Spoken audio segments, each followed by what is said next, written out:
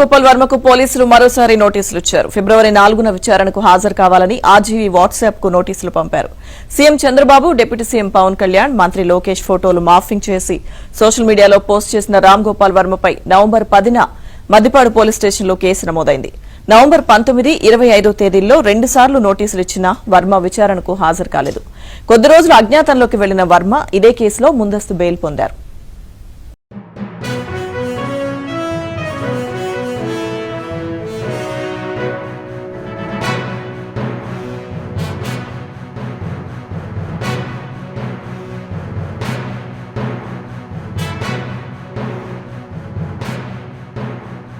Director Ramgopal వర్మకి Ongole పోలీసులు మరోసారి నోటీసులు జారీ చేశారు. వచ్చే నెల 4వ తేదీన ఒంగోలు రూరల్ పోలీస్ స్టేషన్ లో విచారణకి హాజరు కావాలంటూ ఒంగోలు రూరల్ సిఐ శ్రీకాంత్ రాంగోపాల్ వర్మకి ఆయన ఫోన్, వాట్సాప్ కి నోటీసులు జారీ చేశారు.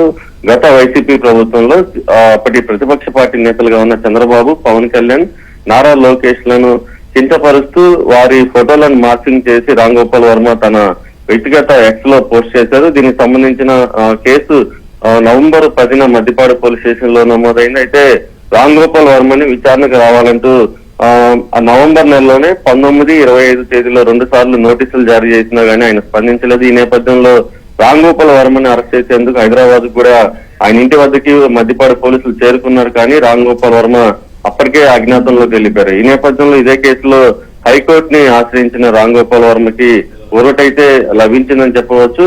ఏదైతే కేసులో అరెస్ట్ కాకుండా ముందస్తు బెయిల్ అయితే రాంగోపాల్ వర్మ పొందారు. కానీ పోలీసులు విచారణకు పిలిచినప్పుడు హాజరు కావాలంటూ కూడా హైకోర్టు ఆదేశాలు జారీ చేసింది. ఈ నేపథ్యంలో రాంగోపాల్ వర్మని వచ్చే నెల 4వ తేదీన విచారణకు హాజరు కావాలంటూ కూడా మరోసారి పోలీసులు నోటీసులు జారీ చేశారు. అయితే పోలీసులు నోటీసులు జారీ చేసిన నేపథ్యంలో రాంగోపాల్ వర్మ ఈసారైనా విచారణకు వస్తారా లేదా అన్నది ఆసక్తికరంగా మారింది.